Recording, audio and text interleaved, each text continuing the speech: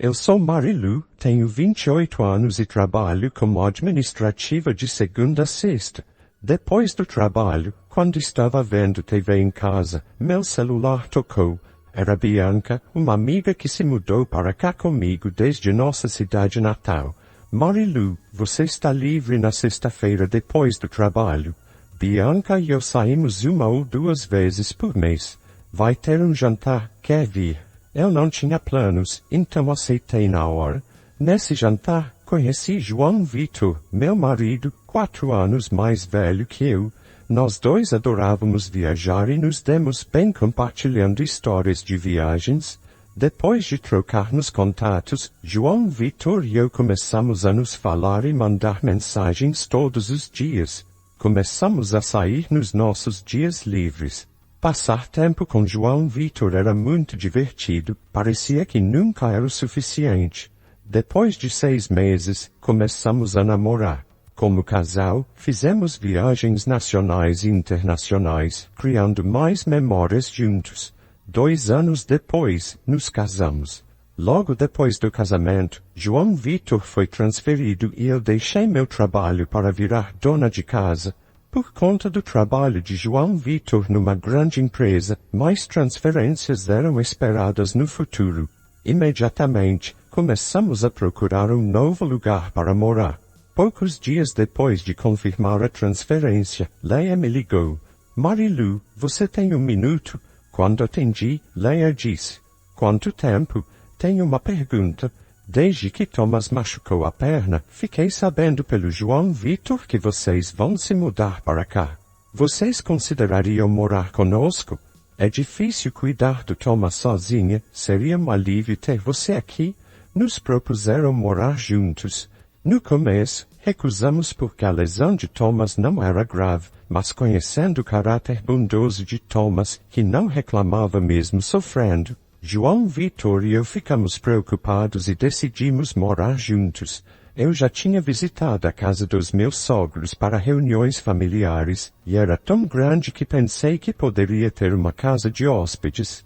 Meus sogros eram modestos ao dizer que era apenas uma casa de campo, mas claramente era mais grandiosa que outras casas. Uma das razões para decidirmos morar juntos foi que não precisaríamos nos preocupar com o número de quartos.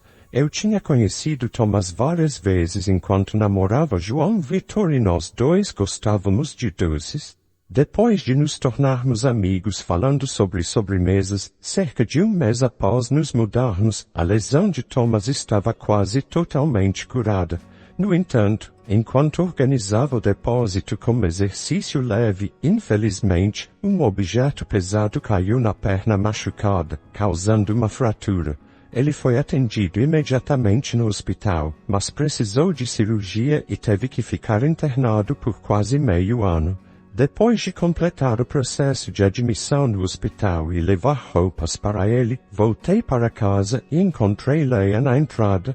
Leia, já voltei. Vou começar a preparar o jantar. Como sempre, sorri para ela, mas ela me olhou com desprezo. Quanto tempo vai demorar essa papelada?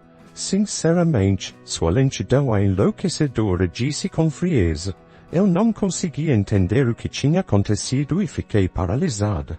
De repente, ela perguntou, quanto tempo você vai ficar aí parada? Anda logo e começa a preparar o jantar. Leia se plantou na minha frente, imponente e fulminante. Preocupada com as palavras dela, corri para a cozinha para começar a preparar o jantar. Assim que Thomas foi hospitalizado, Leia, que até ontem era gentil, se transformou. Pensei que fosse apenas mau humor, mas a partir desse dia, ela começou a me perseguir pelas costas de João Vitor. Quando Thomas estava em casa, Leia preparava o café da manhã e eu cuidava do almoço e do jantar. Agora, sou responsável pelas 3 refeições e por todas as tarefas domésticas. Leia, por sua vez, deixou de fazer as tarefas e passava mais tempo vendo TV ou dormindo. Quando estava acordada, reclamava que a comida estava salgada demais ou que a limpeza era descuidada. Limpar a casa ocupava muito tempo. O mais difícil era cuidar da horta e do campo. Como morávamos numa área rural, o jardim e o campo eram grandes e capinar era uma luta. Antes, contratava um serviço para manutenção, mas agora era tudo por minha conta. Se deixasse uma única erva daninha, Leia brigava comigo. No começo, aguentei, mas temendo não ter tempo para os filhos se isso continuasse, consultei João Vitor. Ele acreditou em mim e avisou Leia. Você nem pensa no seu trabalho insuficiente e coloca João Vitor do seu lado. Se você fizesse as tarefas domésticas com mais eficiência, tudo se resolveria. Quer mesmo me pintar como a vilã? Sinceramente, a partir daí, os insultos dela aumentaram. Não importava o que eu dissesse, Leia não entendia, e decidimos nos mudar. No entanto, nos mudamos na temporada de mudanças do começo da primavera, então quase não havia apartamentos disponíveis. Os poucos que tinham estavam muito longe do local de trabalho de João Vitor. Decidimos nos mudar para um apartamento novo que logo estaria pronto e aceitando solicitações. A estação mudou para o verão. Despertei com o canto animado das cigarras e preparei o café da manhã para Leia e João Vitor. Depois de me despedir de João Vitor, tentei voltar para o meu quarto, mas Leia bloqueou a passagem, lançando comentários sarcásticos e reclamando do sabor do café da manhã ou de como os pratos eram mal lavados. Todo dia eu enfrentava essas críticas, enquanto abaixava a cabeça, ouvi o motor de um carro do lado de fora. Pensando que João Vitor já tinha ido trabalhar, fui de repente empurrada por Leia, caindo fora da entrada e aterrissando de costas. Então, Leia me jogou um saco de lixo e disse, hoje é sua vez de limpar o jardim e o campo. Nem pense em voltar para dentro até terminar. Ela riu enquanto trancava a porta. Por mais que eu chamasse, não havia sinal de que a porta se abriria. Fui até a porta dos fundos, que também estava trancada, e ao dar a volta completa na casa, vi que todas as janelas estavam fechadas. Como estava na entrada despedindo João Vitor, eu não tinha nem a carteira nem o celular. Sentindo-me impotente, ouvi a risada de Leia por trás. Ainda está aí parada? Comece a limpar. Se você se esforçar bastante, talvez eu pense em te dar um pouco de água zamboleia da janela da sala. Quando corri até lá, ela fechou a janela e a porta com chave, rindo maliciosamente.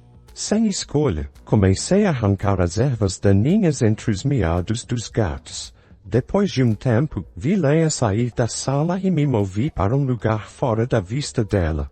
Comecei a pensar nos meus próximos passos.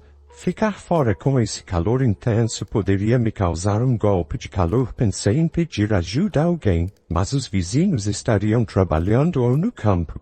Considerando o risco de andar até os campos sob o sol, decidi me esconder na sombra até Leia vir verificar. Mas Leia não deu sinais de sair, e logo o sol estava diretamente sobre mim. Sem sombra, o sol de pleno verão queimava minha pele sem piedade. Bati na janela da sala, onde Leia estava assistindo a uma peça. Com cara de impaciência, ela abriu a janela e disse, o que é isso? Você passou 3 horas e só conseguiu isso. Enquanto ela olhava para o jardim, no meio daquele calor insuportável, eu implorei desesperadamente por água e um chapéu, mas Leia apenas riu de forma zombeteira. Então arranca aquela erva grande ali, perto da pedra do jardim, e depois eu te dou água. Minha garganta secou e eu me agachei perto da pedra do jardim, tentando suportar as náuseas. No entanto, parecia que meu corpo tinha chegado ao limite. Em vez de me agachar, desabei contra a pedra do jardim. Ao tocar minha cabeça, que doía instantaneamente, vi sangue do lugar onde provavelmente bati contra a pedra. Nesse momento, ouvi o grito de Leia. Ela correu até mim, viu o sangue, recuou e gritou. Vamos para o hospital. Pegue seu cartão de seguro e venha para o carro antes de correr de volta para a entrada. Entrei na sala, peguei a carteira e o celular e liguei para uma ambulância. Finalmente, senti alívio ao saber que eles chegariam rapidamente. Mover-me até o estacionamento foi impossível, já que minha consciência começou a desvanecer e eu me arrastei até o chão frio, sentindo um calafrio por todo o corpo. Respirei fundo até que, de repente, fui puxada pelo braço. Não vou deixar você morrer aqui. Precisamos chegar rápido ao hospital, disse Leia, me puxando e me obrigando a caminhar até o estacionamento. Apesar das minhas náuseas e do desejo de esperar a ambulância, Leia não me ouviu, me empurrando à força para o banco de trás e começando a dirigir bruscamente. Agarrada ao meu celular, percebi que a paisagem pela janela estava errada. Não estávamos indo para a cidade com o hospital, mas sim para o campo denso, cheio de arrozais. Alguns minutos depois, Leia parou o carro e me arrastou para fora. Rodeada de campos e sem ninguém por perto devido ao horário de almoço, o sorriso malicioso de Leia cresceu enquanto ela pegava meu celular, que eu segurava com força. Os jovens de hoje em dia chamam uma ambulância por um pouco de sangue. Já pensou no que os vizinhos vão dizer se virem uma ambulância na frente de casa? Hoje em dia, os idiotas chamam ambulâncias por motivos ridículos, incomodando quem realmente precisa de ajuda. Você precisa ser disciplinada, sua nora boba. Vai a pé para o hospital e não seja mimada. Pegando meu celular, ela o colocou no bolso e me arrastou, quase sem forças, para os campos. Só os arrozais estavam à vista, ninguém por perto. Por favor, pare. Apesar das minhas súplicas desesperadas, Leia apenas riu com um sorriso desagradável. Sem dizer nada, me empurrou com toda a força. Caí sentindo a dor dos impactos. Satisfeita com meus gemidos, Leia riu e voltou para o carro sem olhar para trás. Espere, por favor, espere, gritei, segurando minha cabeça dolorida, mas o único som que voltou foi o do motor. Leia me deixou no campo e foi embora. Fechei os olhos para escapar da luz penetrante do sol. Sem celular para pedir ajuda, nenhuma ambulância viria para um lugar tão remoto. Mesmo que eu quisesse sinalizar por ajuda, estar num campo abaixo do nível da estrada significava que ninguém me veria. Eu poderia morrer. Esse pensamento foi o último que tive antes de perder a consciência. Meus olhos se agitaram e, ao piscar, vi o teto branco. Ao olhar ao redor, a cama limpa me confirmou que eu estava em um hospital. João Vitor, chamei por ele, que estava sentado ao lado da cama, segurando minha mão e deitado de bruços. João Vitor levantou a cabeça rapidamente. Marilu, estou tão feliz que você acordou. Ele me abraçou com lágrimas nos olhos. Ele tinha ficado ao meu lado o tempo todo em que estive inconsciente. Ainda confusa, João Vitor me explicou por que eu estava ali. Eu não tinha morrido, mas tinha desmaiado por um golpe de calor. Por sorte, o dono de um rosal, que tinha voltado cedo para almoçar, me encontrou e chamou uma ambulância, assustado com meu estado perigoso. Me levaram para um grande hospital próximo, onde salvaram minha vida. Ao ouvir o nome do hospital, percebi que era onde Thomas estava internado.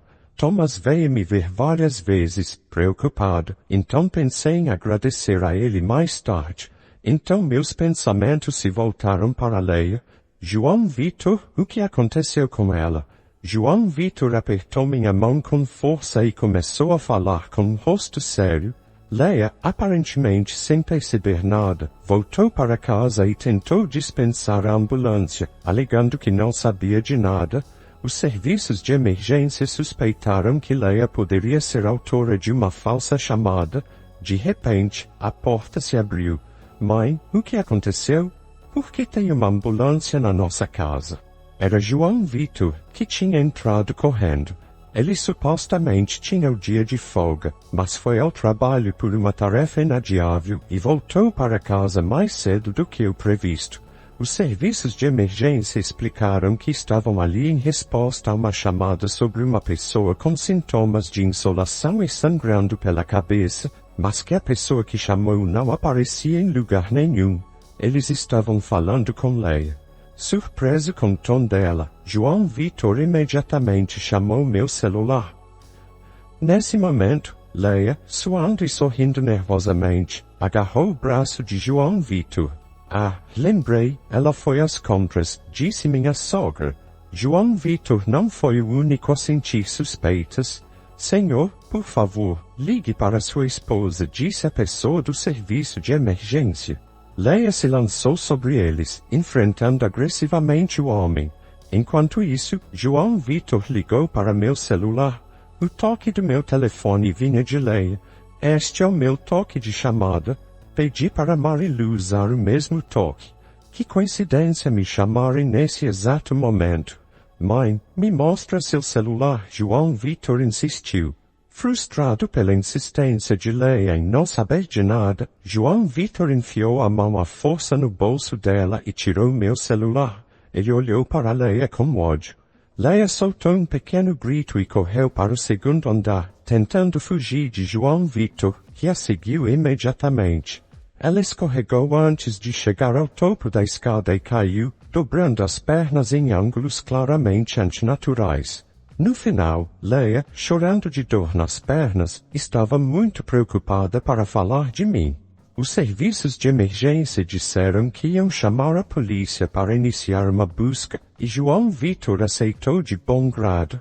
Incapazes de deixar Leia naquele estado, a levaram a contragosto para o hospital de carro. Ao chegar ao hospital, João Vitor me encontrou por acaso. Se ele não estivesse no hospital, estariam pensando em entrar em contato comigo depois que eu acordasse para ouvir o que aconteceu. Encontrando-me por acaso, João Vitor estava aliviado. Ele deixou Leia aos cuidados dos médicos e ficou ao meu lado o tempo todo. Marilu, me desculpe. Nunca pensei que minha mãe pudesse fazer algo assim. Ela é má, mas não violenta, não assim. Sinto muito por ter te colocado em perigo. Estou feliz que você esteja viva. João Vitor se desculpou com lágrimas nos olhos. Felizmente, o corte na minha cabeça não era grave e a hemorragia tinha cessado quando me levaram ao hospital. O golpe de calor era mais grave e eu estava recebendo soro, mas quase tinha acabado, e se não houvesse mais tonturas ou outros sintomas, eu poderia ir para casa. Pensar em voltar para aquela casa me fez sentir um peso. Então me perguntei o que teria acontecido com Leia desde que cheguei ao hospital. Não é culpa sua, João Vitor, mas não posso mais viver com ela. O que aconteceu com ela? Perguntei enquanto acariciava as costas chorosas de João Vitor. João Vitor, com uma expressão ligeiramente desconfortável, disse: na verdade, ela está no quarto ao lado. Leia quebrou as duas pernas e ficará hospitalizada por um tempo. Definitivamente está sendo punida, disse João Vitor com um rosto sério. Não pude ficar quieto. João Vitor, vou até o quarto da Leia, eu disse enquanto me levantava da cama, firme sobre os pés. João Vitor me acompanhou até o quarto ao lado. A sala estava vazia, exceto por Leia. Aproximei-me da cama dela e disse: que espetáculo terrível! Agora você entende por que alguém chamaria uma ambulância. Olhei fixamente para ela. Ao me ver, Leia retrucou: você está com boa aparência. Deve ter sido tudo uma atuação, ela disse e se recusou a estabelecer contato visual. Incapaz de conter minha raiva, disse: só estou bem porque logo depois chamaram uma ambulância, senão eu não estaria aqui hoje. Agora vejo que você não tem remorso pelo que fez. Vou te processar, prepare-se, retruquei. Leia lançou insultos e gritou que eu poderia processá-la, mas eu a ignorei e saí do quarto. No dia seguinte, recebi alta. Imediatamente fui ver um novo apartamento que tinha solicitado e decidi me mudar no mesmo dia. Empacotamos nossas coisas sem pressa e nos mudamos da casa de Leia. Enquanto isso, João Vitor contratou um advogado e se preparou para processar Leia. Quando fomos ao quarto de Leia com o advogado, no começo ela parecia surpresa, mas depois começou a gritar de raiva. Você sabe o que está fazendo? É tão ruim assim uma pessoa jovem limpar o jardim? Sofrer um golpe de calor foi culpa sua. Honestamente, é difícil processar sem provas diretas do que aconteceu antes de Marilu desmaiar. Mas temos o registro de chamadas do telefone da Marilu solicitando uma ambulância e logo depois vimos você com o telefone da Marilu, sem mencionar o sangue da Marilu no seu carro. Chocada com as palavras frias de João Vitor, Leia começou a chorar e lançar insultos. Diga o que quiser, mas prepare-se para uma indenização adicional por difamação. Minha voz firme deixou Leia chorando de impotência. Deixamos o resto para o advogado e nos mudamos para nosso novo apartamento, desfrutando de uma vida tranquila apenas para nós dois. 3 meses depois, Leia ligou. Ninguém tinha fornecido um celular para Leia durante sua estadia no hospital, então eu tinha esquecido de bloquear o número dela. Vendo João Vitor concordar, respondi hesitante. Por que não há ninguém em casa? Esta é sua casa, não é? Volte para casa com seu pai Thomas e comigo. Machucamos nossas pernas e precisamos de alguém para cuidar de nós. Mesmo alguém tão tolo quanto você deveria entender que o dever de uma esposa é cuidar de seu marido. Justo quando João Vitor estava prestes a gritar, ouvimos Leia rir ao telefone e dizer: "Devolve rapidamente o dinheiro que te emprestei." Embora tenha demorado alguns segundos para assimilar as palavras de Leia, ainda não tinha ideia do que ela estava dizendo. Parece que Leia pensa que a compensação que me pagou era dinheiro que ela me emprestou. Confuso pelas palavras de Leia, João Vitor pegou o telefone. Aqui, a única com uma mente e atitude podres é a mamãe. Não queremos mais saber de você. Nunca mais volte a nos ver. Procure o significado de compensação em um dicionário. Afaste-se de nossas vidas para sempre, gritamos antes de desligar e bloquear imediatamente o número dela. João Vitor até apagou as informações de contato de Leia.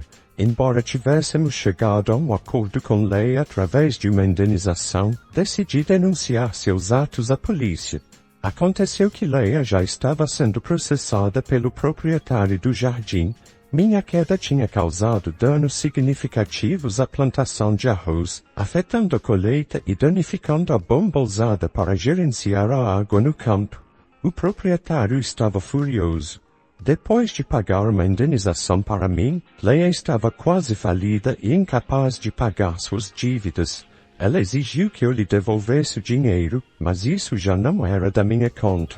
Fui pedir desculpas à proprietária com uma cesta de frutas, mas ela riu e disse que a culpa era da pessoa que me empurrou.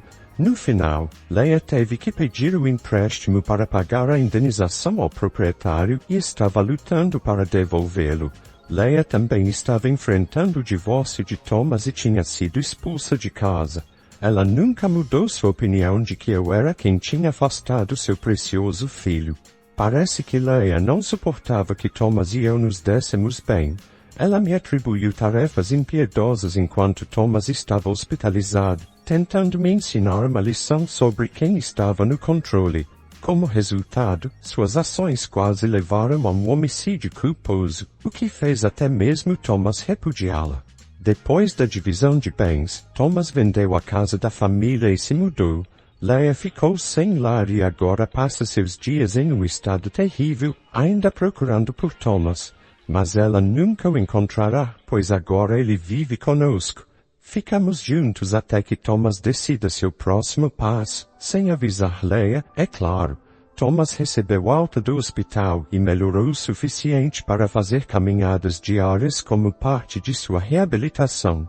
Suas atividades diárias diminuíram um pouco, mas ele não precisa de cuidados permanentes, então optamos por ficar por perto e cuidar dele.